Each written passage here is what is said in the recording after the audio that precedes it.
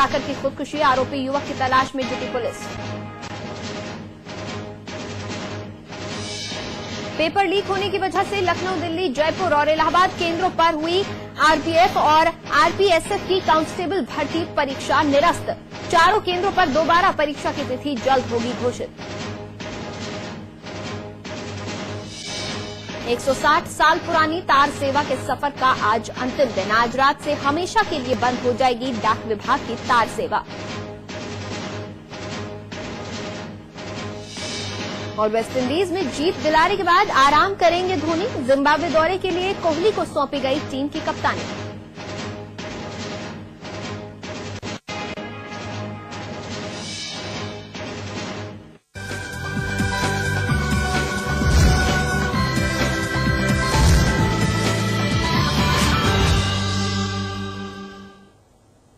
नमस्कार, स्वागत है आपका प्रॉपर्टी एक्सपर्ट में। मैं हूं आपके साथ दिव्यांश शर्मा। आज हम प्रॉपर्टी एक्सपर्ट में बात करेंगे कि रुपए में गिरावट आने के बाद एनसीआर में रियल्टी बाजार पर एनआरआई की दिलचस्पी क्यों बढ़ती जा रही है। साथ ही बात करेंगे प्रॉपर्टी टिप्स की।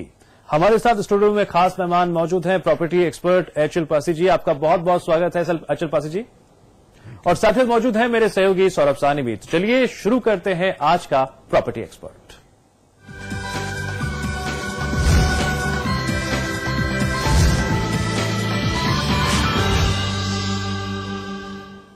कमजोर रुपए से दिल्ली एनसीआर की डेवलपर्स एनआरआई सेगमेंट में बड़ी संभावनाएं दिख रहे हैं। पिछले 6 महीने में एनआरआई को ध्यान में रखकर डेवलपर्स ने कई स्कीम्स लॉन्च की, लेकिन सबसे बड़ा सवाल यह है कि जिन एनआरआईज का भरोसा मिशन ट्रांसपेरेंसी की वजह से रियल एस्टेट सेक्टर पर से उठ गया था, क्या वो विश्वास अब दोबारा धीरे धीरे कायम हो रहा है। रुपए में गिरावट से एनसीआर के रियल्टी बाजार पर एनआरआई की दिलचस्पी बढ़ी। कुछ ही महीनों में डॉलर के मुकाबले रुपए में करीब 12% की गिरावट। एनआरआई के निवेश या पूछताछ में 30% तक की बढ़त। डेवलपर्स की चांदी, एनआरआई का मोटा फायदा। एनआरआई निवेशकों को होगा 15 से 30% short term regain. Real estate sector में एनआरआई की दिलचस्पी बढ़ती जा रही है। डॉलर के मुकाबले रुपए के गिरने से प्रॉपर्टी में इन्वेस्ट करने के लिए एनआरआई इस वक्त को इन्वेस्टमेंट के लिहाज से सबसे बढ़िया वक्त मान रहे हैं। आंकड़ों की बात करें तो commonflow.com के मुताबिक हाल ही में एनआरआई क्वेरी 30% तक बढ़ गई है। इतना ही नहीं, इस सेगमेंट में सेल्स में करीब 15% की बढ़ोतरी हुई है। दरअसल $1 की वैल्यू 60 रुपए से कुछ कम है। ऐसे में एनआरआई के लिए भारतीय रियल एस्टेट में निवेश करने का इससे अच्छा समय नहीं हो सकता है। डेवलपर्स भी इसका फायदा उठा रहे हैं। वे दिल्ली एनसीआर में हाई एंड स्टूडियो और लग्जरी अपार्टमेंट ऑफर कर रहे हैं। कई डेवलपर्स एनआरआई की इस चाहत को नई उड़ान देने के लिए कोई कोर कसर नहीं छोड़ रहे। कमजोर रुपया भले ही भारतीय इकोनॉमी के लिए अच्छी बात ना हो, लेकिन ये एनआरआई के लिए खुशखबरी है।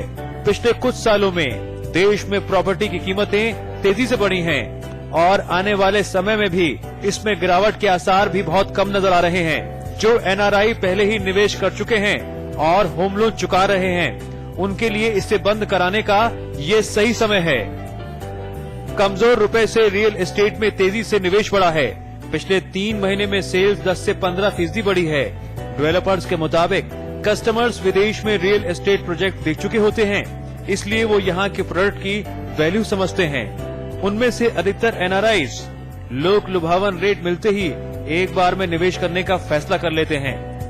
NRI Delhi NCR real estate में नोएडा, ग्रेटर नोएडा, यमुना एक्सप्रेसवे और गुड़गांव में अधिक निवेश करते हैं। डेवलपर्स एनआरआई के लिए स्टूडियो अपार्टमेंट्स, विलास और कमर्शियल प्रोजेक्ट लॉन्च कर रहे हैं। यानी मतलब बिल्कुल साफ है कि एनआरआई की पसंद को देखते हुए डेवलपर्स भी नए नए ऑफर दे रहे हैं और स्कीम से एनआरआई को लुभाने में कोई कोर कसर नहीं छोड़ रहे और इसका असर बाजार पर भी देखने को मिल रहा है। उम्मीद की जानी चाहिए कि मार्केट के पॉजिटिव सेंटीमेंट्स को देखते हुए लोकल बायर्स को भी इसका फायदा मिले और जल्द ही रियल एस्टेट पर छाए सुस्ती के बादल छट सकें। सौरभ साहनी, समाचार प्लस। और हमारे साथ खास मेहमान मौजूद है प्रॉपर्टी एक्सपर्ट एचएल पासी जी। आपसे जानना चाहेंगे सर कि आपने इस रिपोर्ट को देखा और समझा, आपकी सबसे पहले प्रतिक्रिया जी, आपकी प्रतिक्रिया लेना चाहेंगे हम कि किस तरह से जो है अब एनआरआई की जो दिलचस्पी है एनआरआई मार्केट में बढ़ती जा रही है, इसको आप किस तरह से देखते हैं। एनआरआई हमेशा ही इंडिया में निवेश करने के लिए उत्सुक थे, वो लोग इंटरेस्टेड थे, मगर बीच में इंडिया की रियल एस्टेट में थोड़ा सा स्लो डाउन लोगों ने देखा, जिससे प्राइसेस थोड़ी सी नीचे गई थी। मगर वापस अभी रियल एस्टेट में फिर जान आ गई है इसमें, इस बिजनेस में और रियल एस्टेट में बहुत निवेश करने के बहुत अच्छा इस वक्त मौका देख रहे हैं सारे एनआरआईज ये सोच रहे हैं कि हमें कम डॉलर देने पड़ेंगे और उनको जो वॉल्यूम है, उनको जो प्रोडक्ट मिलेगा वो ज्यादा वैल्यू का मिलेगा और इन फ्यूचर उसकी बहुत ज्यादा अच्छी एप्रिसिएशन होने के चांसेस हैं। दिल्ली एनसीआर में अभी भी बजट हाउसेज और जो हाउसेज हैं उनकी अभी भी शॉर्टेज है, अभी भी पूरी डिमांड हम कर नहीं पा रहे हैं और एनआरआईज के लिए बड़ा सुनहरी मौका है कि वो अगर इंडिया में इस टाइम अगर निवेश करते हैं, अगर इन्वेस्टमेंट करते हैं तो उनकी जो ग्रोथ होगी, परसेंटेज ऑफ ग्रोथ रिटर्न उनको मिलेगी, बहुत अच्छी मिल रही है। और अभी इन एट प्रेजेंट जो रुपी वैल्यू डाउन है और डॉलर की वैल्यू ज्यादा हो रही है इस टाइम, उसमें उनका प्रॉफिट और ज्यादा बढ़ जाएगा एनआरआईज का और वो बहुत अच्छा इंटरेस्ट शो कर रहे हैं। हर एक कंपनी में बहुत अच्छा रिस्पांस आ रहा है एनआरआईज की तरफ से और डेली हजारों इंक्वायरीज आ रही हैं एनआरआईज की प्रॉपर्टी खरीदने के लिए दिल्ली एनसीआर में। पाजी जी, साफ तौर से रियल एस्टेट सेक्टर होता है जब इस तरह की ग्रोथ को देखता है तो नए नए ऑफर्स, नए नए स्कीम निकालता है, यानी फायदा दोनों तरफ से आ रहा है। किसी भी सेक्शन के द्वारा अगर प्रॉपर्टी में इन्वेस्टमेंट होता है तो डेफिनेटली रियल एस्टेट सेक्टर को फायदा तो होता ही है। आप बिल्कुल ठीक कह रहे हैं। रियल एस्टेट को भी देखिए, रियल एस्टेट में पैसे की जरूरत रहती है, फंड्स के बगैर तो कोई भी प्रोजेक्ट नहीं बन सकता जी। और इंडिया में जैसे आप देखेंगे कि रेजिडेंशियल के लिए तो बैंक्स लोन देते हैं और भी फाइनेंशियल कंपनीज लोन देती हैं, मगर अगर हम ये देखें कमर्शियल प्रॉपर्टी, उसमें कहीं लोन मिलता नहीं है, डेवलपर को भी नहीं मिलता और इन्वेस्टर को भी नहीं मिलता, ओनर को भी नहीं मिलता, यूजर को भी नहीं मिलता। तो एनआरआईज को भी ये भी मौका है कि अगर वो इस टाइम अगर कमर्शियल प्रॉपर्टी में इन्वेस्ट करते हैं, क्योंकि उनके पास पैसा रहता है वो और उनके पास फंड्स अवेलेबल हैं और उनके डॉलर की कीमत बहुत ऊपर है, अगर वो इस टाइम कमर्शियल प्रॉपर्टी में भी लगाएंगे उसमें भी उनको बहुत ज्यादा फायदा होगा।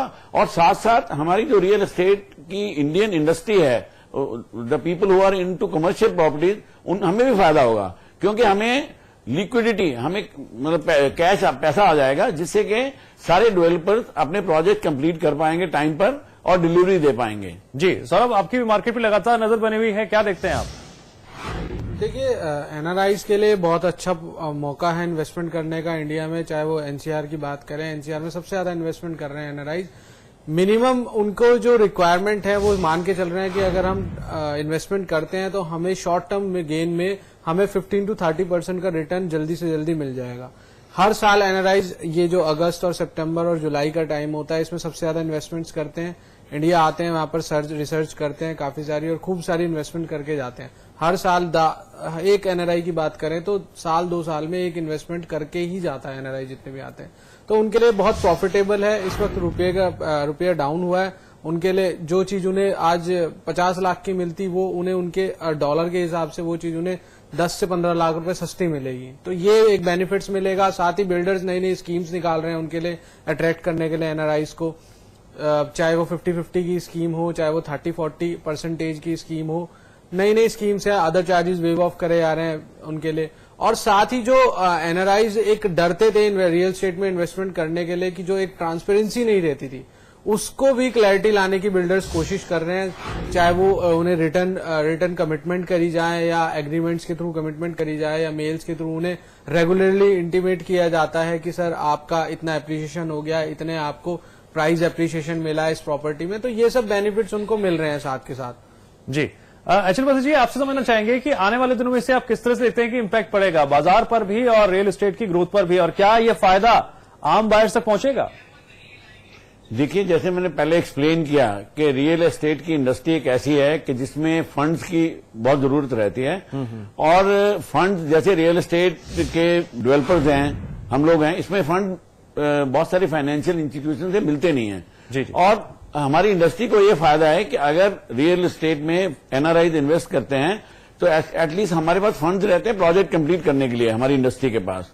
और अगर प्रोजेक्ट टाइम पे कंप्लीट होंगे, उसके हमारे इंडियन जो इन्वेस्टर हैं उनको भी फायदा होगा, डिलीवरी टाइम पे मिलेगी, और जो फॉरेन के इन्वेस्टर हैं एनआरआईज हैं उनकी एप्रिसिएशन फास्ट होगी और ओवरऑल इंडस्ट्री को भी बेनिफिट होगा, इंडस्ट्री फास्ट ग्रो करेगी। जी। तो हम सबको फायदा है इस चीज में, और हम सबको और गवर्नमेंट को भी ये प्रयास करना चाहिए कि ज्यादा से ज्यादा एनआरआई को हम अट्रैक्ट कर सकें और इंडिया में इन्वेस्टमेंट करने के लिए उनको लुभानी और अच्छी स्कीम दें।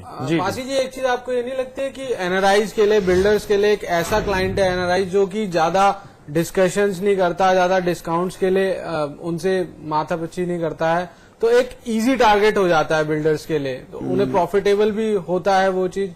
जैसे एक एंड यूजर है जो यहाँ पर रह रहा है, वो ज्यादा रिसर्च करता है, तो उसे चाहे डिस्काउंट्स की बात करें तो अच्छी तरीके से मैनेज कर पाता है। लेकिन वहां का जो बंदा है एनआरआई, वो इतनी नेगोशिएशन नहीं करता, वो देखता है कि भाई उसके हिसाब से, उसकी प्रॉपर्टी के हिसाब से उसे जो एनआरआईज का वाइट का पैसा होता है सारा, वैसे भी टैक्स फ्री होता है, तो उनमें उन्हें फायदा मिलता है कहीं ना कहीं। नहीं, आप बिल्कुल ठीक कह रहे हैं। जो एनआरआई कस्टमर है बेसिकली वो देखिए रिसर्च तो वो भी करता है, वो नेट पे रिसर्च करता है, अपने फ्रेंड्स एंड रिलेटिव से इंफॉर्मेशन कलेक्ट करता है, उसके बाद वो इन्वेस्ट करता है। देखिए ब्लाइंडली तो कोई भी नहीं करता, वो उसका रिसर्च करने का तरीका थोड़ा फर्क है।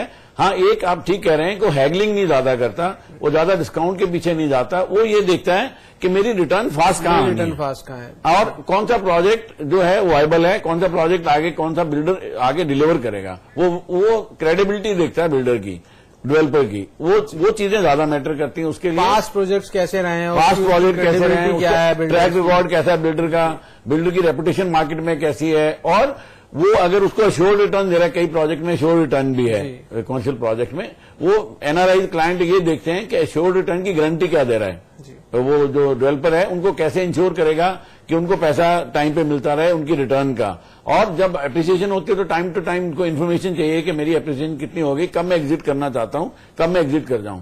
तो देखिए ड्यू डिलिजेंस तो वो भी बहुत अच्छे से करता है। बहुत सारे लोगों ने यहाँ अपने लीगल एक्सपर्ट अपॉइंट किए हुए हैं जो लॉयर फर्म को नॉमिनेट कर रखा है, वो उनके बिहाफ पे सर्वे करती हैं, रिसर्च करके फिर उनको फीडबैक देती हैं, तब वो इन्वेस्टमेंट करते हैं।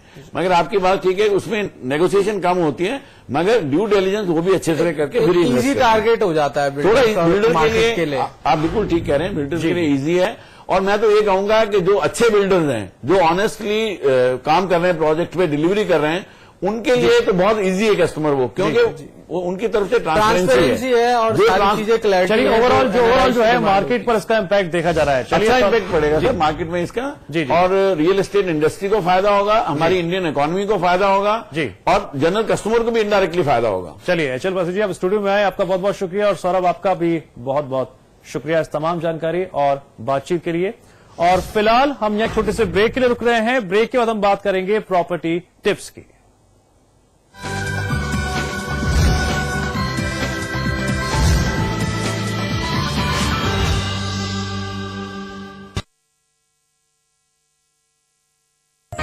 आप हमें चाहते हैं ये आपको प्रूव करने की जरूरत नहीं, लेकिन आप केबल टीवी सब्सक्राइबर हैं, ये प्रूव करना जरूरी है। इसके लिए अपने केबल टीवी ऑपरेटर से सब्सक्राइबर एप्लीकेशन फॉर्म लेकर उसमें अपने डिटेल्स और मनपसंद चैनल्स के नाम लिखकर सबमिट कर दीजिए। उसके बाद आप सिर्फ उन्हीं चैनल्स के लिए पैसे देंगे जो आप देखना पसंद करेंगे। और हाँ, अगर आपने ऐसा नहीं किया तो आपका केबल कनेक्शन कट जाएगा। तो आज ही अपना सब्सक्राइबर एप्लीकेशन फॉर्म भर के सबमिट कर दीजिए और अपने फेवरेट शोज बिना रुकावट के देखिए। तो जल्दी कीजिए। दोस्ती करो, मोहब्बत करो, रहो हमेशा पास पास।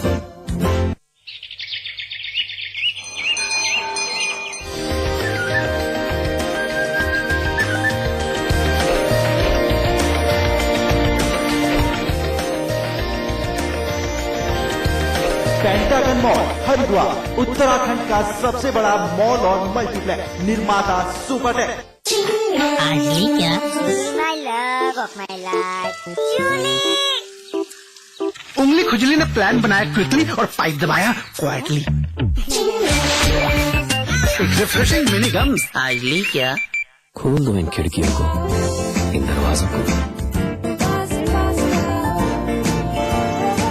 रहो हमेशा पास पास।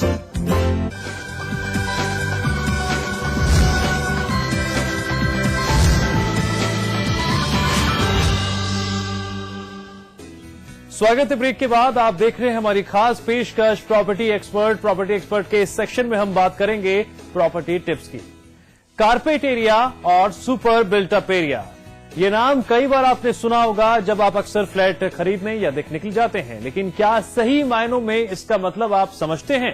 क्योंकि बिल्डर्स कई बार इसी के नाम पर आपको झांसा देकर मोटा मुनाफा कमाते हैं। देखते हैं प्रॉपर्टी टिप्स।